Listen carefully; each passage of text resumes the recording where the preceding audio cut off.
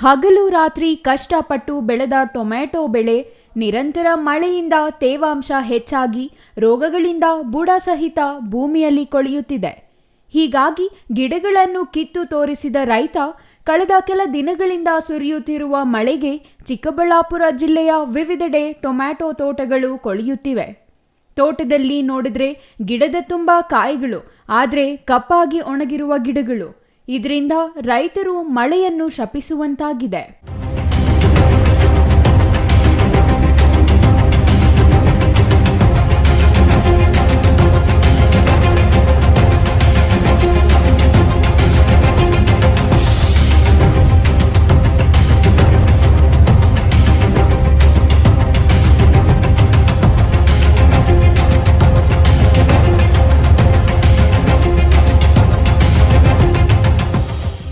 ಈ ದೃಶ್ಯಗಳು ಕಂಡುಬಂದಿದ್ದು ಚಿಕ್ಕಬಳ್ಳಾಪುರ ತಾಲೂಕಿನ ಬನ್ನಿಕುಪ್ಪೆ ಗ್ರಾಮದ ಯುವ ರೈತ ಉದಯ್ ಲಕ್ಷಾಂತರ ರೂಪಾಯಿ ಬಂಡವಾಳ ಹಾಕಿ ಸೀಡ್ಸ್ ತಳಿಯ ಟೊಮ್ಯಾಟೊ ಬೆಳೆದಿದ್ದರು.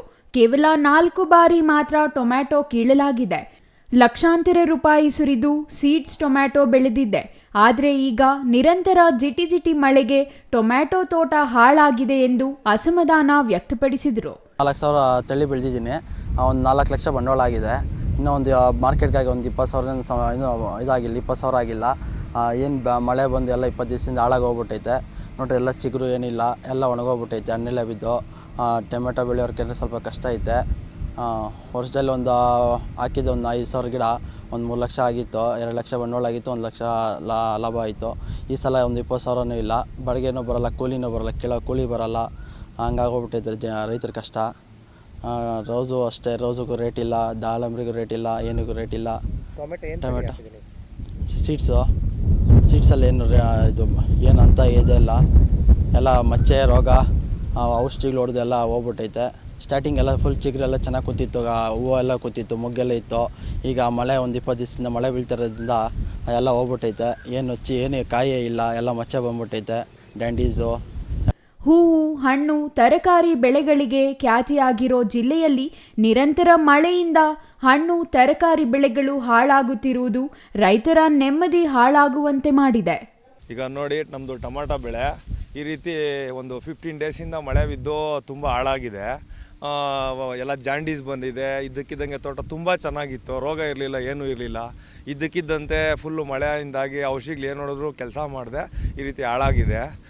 ಸುಮಾರು 1 ಲಕ್ಷ ಬಂಡವಾಳ ಹಾಕಿದ್ದೀವಿ. ಇದರಲ್ಲಿ ನ್ಯಾಯವಾಗಿ ಇನ್ನೂ 5,000 ಬಂಡವಾಳ ಆಗಿಲ್ಲ. ಆದರೆ ಎಲ್ಲ ಫಸಲೆಲ್ಲ ಬಂದು ಹೂವು ಪಿಂದೆ ಎಲ್ಲ ಕಚ್ಚೋ ಟೈಮ್ಗೆ ಈ ರೀತಿ ತುಂಬ ಮಳೆ ಆಗಿ ನಷ್ಟ ಆಗಿದೆ. ಏನು ಹೇಳಬೇಕು ನಮ್ಮ ರೈತರು, ಇಲ್ಲ ಏನು ಮಾಡಬೇಕು, ಇಲ್ಲ ಯಾರು ಕೇಳ್ಕೊಬೇಕಂತ ಕೂಡ ನಮಗೆ ಗೊತ್ತಾಗ್ತಾ ಇಲ್ಲ. ಇರೋ ಕಾಯಿ ಕೂಡ ಈ ರೀತಿ ಜಾಂಡೀಸ್ ಥರ ಕಾಣ್ತಾ ಇದೆ, ಫುಲ್ ಮಚ್ಚೆ. ಅದರಿಂದ ನಾವು ಈಗ ರೈತರು ಯಾರ ಹತ್ರ ನಮ್ಮ ಕಷ್ಟ ಹೇಳ್ಕೊಬೇಕು, ಇಲ್ಲ ಏನು ಮಾಡಬೇಕು ಅಂತ ಅಂದ್ಬಿಟ್ಟೆ ನಮಗೆ ಗೊತ್ತಾಗ್ತಾ ಇಲ್ಲ. ಇದು ಒಂಥರ ವೈರಕ್ಸು ಮತ್ತು ಪೊಂಗೀಸು, ಒಂಥರ ಚುಕ್ಕೆ ರೋಗ. ಈ ರೀತಿ ಮಳೆಗೆ ತುಂಬ ಹಾನಿಯಾಗಿದೆ. ಬರೀ ನಮ್ಮ ಟೊಮಾಟೊ ಬೆಳಿಬೇಕಂದ್ರೆ ತುಂಬ ಮಂಚಿಂಗ್ ಮಾಡಬೇಕು, ಗೊಬ್ಬರಗಳೆಲ್ಲ ಫಸ್ಟೇ ಹಾಕಬೇಕು, ಬೇಸಾಯಗಳು ಮತ್ತು ಹಿಂಡಿಗಳು ಎಲ್ಲ ಹಾಕಿ ಫಸ್ಟೇ ಒಂದು 70-80 ಸಾವಿರ ಇನ್ವೆಸ್ಟ್ಮೆಂಟ್ ಮಾಡಿ ಆಮೇಲೆ ಗಿಡ ನಾಟಿ ಮಾಡಿ ಔಷಧಿಗಳು ಹೊಡ್ಕೊಬೇಕು. ಆದರೆ ಎಲ್ಲ ಮಾಡಿ ಇನ್ನೇನು ಒಂದು 20 ದಿವಸಕ್ಕೆ ಈಗ ಶಾಂಪಲ್ ಸ್ಟೇಜ್ ಆಗಬೇಕಾಗಿತ್ತು. ಅಂಥದ್ರಲ್ಲಿ ಶಾಂಪಲ್ ಸ್ಟೇಜನ್ನು ಆಗಿದೆ. ಆದರೆ ಮೇಲೆಗಡೆ ಎಲ್ಲ ಗಿಡ ಎಲ್ಲ ಹೋಗಿದೆ, ವೈರಕ್ಸ್ ಬಂದಿದೆ, ಕಪ್ಪು ಬಂದಿದೆ, ಡೋನಿ ಥರ ಇರೋ ಕಾಯಿ ರೀತಿ ಮಚ್ಚ ಬಂದಿದೆ. ಯಾಕಂದರೆ ಇದನ್ನು ಮಾರ್ಕೆಟಲ್ಲಿ 10-20 ರೂಪಾಯಿ ಕೂಡ ಕೊಂಡೋಲ್ಲ, ಬಿಸಾಕ್ತಾರೆ ಜಾಂಡೀಸ್ ಅಂತ ಹೇಳ್ಬಿಟ್ಟು. ಚೆನ್ನಾಗಿರೋ ಕಾಯಿಗೆ ಒಂದು ಬೆಲೆ ಇಲ್ಲ. ಅಂಥದ್ರಲ್ಲಿ ಇದನ್ನು ನಾವು ಮಾರ್ಕೆಟ್ ಕಿತ್ಕೊಂಡೋಗೋ ಕೂಲಿ ಕೂಡ ಬರೋಲ್ಲ, ಕೂಲಿ ಎಲ್ಲ ಎತ್ಕೊಂಡೋಗೋ ಬಾಡಿಗೆ ಕೂಡ ಬರೋಲ್ಲ. ಈ ರೀತಿ ಆಗ್ಬಿಟ್ಟಿದೆ. ನಮ್ಮ ರೈತರ ಕಷ್ಟ ಯಾರಿಗೇನೋ ಏನು ಹೇಳೋಣ ಅಂತಂದ್ಬಿಟ್ಟು ಗೊತ್ತಾಗ್ತಾನೆ ಇಲ್ಲ. ಯಾವ ಒಂದು ಬೆಳೆಗೂ ಸರಿಯಾದಂಥ ಬೆಳೆನೇ ಇಲ್ಲ, ಇದು ಬೆಲೆನೇ ಇಲ್ಲ. ಈ ಸೀಸನ್ನು ಲಾಸ್ಟ್ ಇಯರಲ್ಲಿ ತುಂಬ ಸಮ್ಮರ್ ಇತ್ತು. ಈ ಸೀಸನ್ನಲ್ಲಿ ನೋಡ್ರಿ ಒಂದು 20 ದಿವಸದಿಂದ ತುಂಬ ಮಳೆ ಆಗ್ತಾಯಿದೆ, ತುಂಬ ನಷ್ಟ ಆಗಿದೆ. ದ್ರಾಕ್ಷಿ 70 ರೂಪಾಯಿ ಇತ್ತು, ಈಗ ತುಂಬ ಬರೀ 30 ರೂಪಾಯಿಗೆ ಬಂದು ನಿಂತಿದೆ. ಯಾವೊಂದು ಬೆಳೆಗೂ ರೇಟ್ ಇಲ್ದಂಗೆ ಆಗಿದೆ. ಆದರೆ ಎನಿವನ್ ಯಾವ ಬೆಳೆ ಆದರೂ ಇಡಲಿ, ಯಾವ ಬೆಳೆಗೂ ರೈತರಿಗೆ ಯಾವುದೇ ಆದಂಥ ಬೆಲೆ ಇಲ್ದಂಗೆ ಆಗಿದೆ. Thoudanahalli Ramesh, CTV news, Chikkaballapur.